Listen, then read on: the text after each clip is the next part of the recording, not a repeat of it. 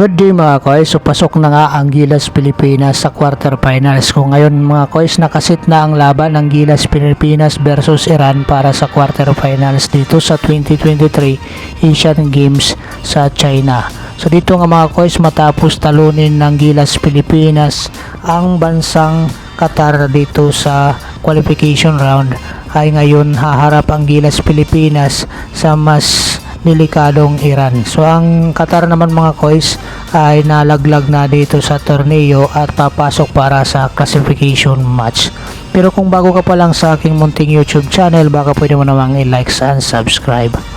Matapos pulbusin ang Qatar ng hot shooting Gilas Pilipinas 80-41, galing sa pagkatalo ang Gilas Pilipinas sa Jordan via 87-62 bago ang laban sa Qatar. Kaya naman gigil na gigil ang mga Pinoy bowlers na makabawi sa pagkatalo, at isa pa sanay na sanay dito si Coach Tim Con sa mga ganitong klase ng sitwasyon. So determinado ang mga bataan ni Coach Tim Con na manalo sa laban na ito, kung saan mainit na panimula agad ang pinakawala ng Gilas Pilipinas 33-14 pagtatapos ng first quarter. Naging steady na ang opensiba ng Gilas Pilipinas na umabot pa nga hanggang 43 points ang kalamangan ng Gilas Pilipinas 73-30 pagtatapos ng third quarter. At ang pinakamalapit na pagdikit ng score ng Qatar ay sa 35 points lamang. Si Justin Brownlee naman mga koys ay sinimantala ni Coach Tim Con na paghingahin at naglaro lang ito ng 8 minuto at 9 na puntos. Nagambag naman ang tatlong Gilas ng double digits sa score na sina John Marpardo may 12 puntos, si J. Perez may 12 puntos din, at itong si Calvin Optana may 11 puntos. Pero ang nakakaalarma dito ay ang 22 turnovers ng Gilas Pilipinas, kaya kailangan ng immediate na adjustment ni Coach Tim Con dito mga koys, lalong lalo na ang kasunod na mga kalaban ay ang bansang Iran dito sa quarterfinals nga mga koys. Ngayon ang Gilas Pilipinas ay mayroon lang 18 minutong pahinga bago naman ang laban dito sa bansang Iran. So ngayon naman pag-usapan natin ang Gilas Pilipinas versus Iran sa 19th Asian Games quarterfinals. Ito ang unang pagkakataon na maghaharap ng Gilas Pilipinas at ang Iran na walang hadadi na nakasanayan ng Gilas Pilipinas. Kung matatandaan natin ang 2013 FIBA Asia Championship Finals, Gilas Pilipinas versus Iran, dito sa Pilipinas nga ito ginanap sa MOA Arena. Ang Gilas Pilipinas nga mga koys ay natalo dahil injury dito ang naturalized player ng Gilas Pilipinas, si Marcos Dautit. Ngayon ay ibang-iba ang Iran na makakaharap ng Gilas Pilipinas dahil nagretiro na nga ang kanilang sinto na si Hamir Dadiadi matapos ang FIBA World Cup. At ang huling paghaharap ng Gilas Pilipinas versus Iran ay sa 2019 FIBA Basketball World Cup at natalo din ang Gilas Pilipinas ng 95-75. Pero ang mga players ng mga Iran ay sina Nika Barami at saka si Muhammad Jamshidi. Ngayon ay bagong Iran na naman ang mga harapin ng Gilas Pilipinas na magpapatuloy ng kanilang supremacy against Gilas Pilipinas. 8 sa players ng Iran ang naglaro sa katatapos lang na FIBA World Cup sa Jakarta, Indonesia.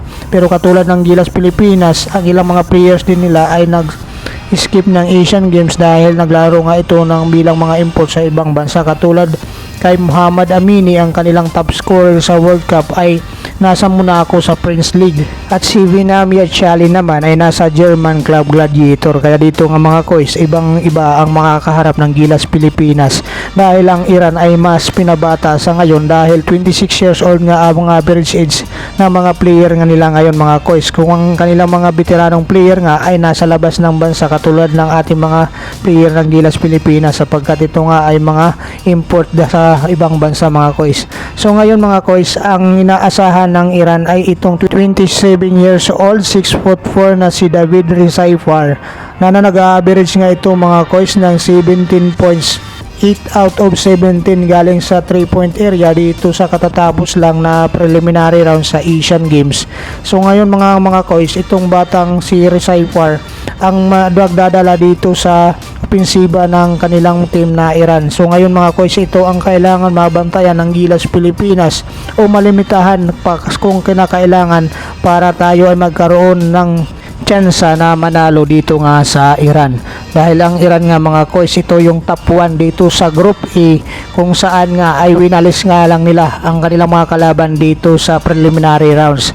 Kaya dito nga mga koys, itong si Rizaifer ay kailangan mamataan nga ng Gilas Pilipinas at saka ni Coach Tim Con, dahil ito nga ang nagdadala sa ngayon sa kanilang team. Isa pa din kailangan mabantayan ng Gilas Pilipinas, lalong lalo na ang ating mga bigs na sina John Mar Fajardo, Ans Kwame at Japet Aguilar, ay itong kanilang sentro na pumalit kay Hamad Haddadi na si Mizam Mirzai, kung saan ito mga koys ay nag-average ng 12.7 points, mayroon itong 9.3 rebounds dito nga sa Asian preliminary rounds.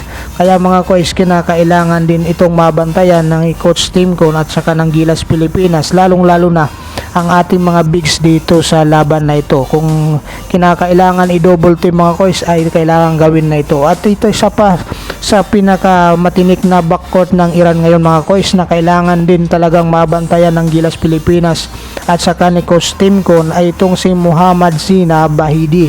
Ito nga mga koys ang ka-teamwork nitong si Rizaifer, sapagkat itong number 5 na kanilang point guard mga koys ay nag-average ito ng 10.7 points at mayroon itong 3.3 assist at 1.7 steals dito sa preliminary round sa Asian Games mga koys. Kaya kung kinakailangan mga koys na mabantayan nitong mga player na mga nabanggit natin, ay ito ang magdadala ng panalo sa kanilang team.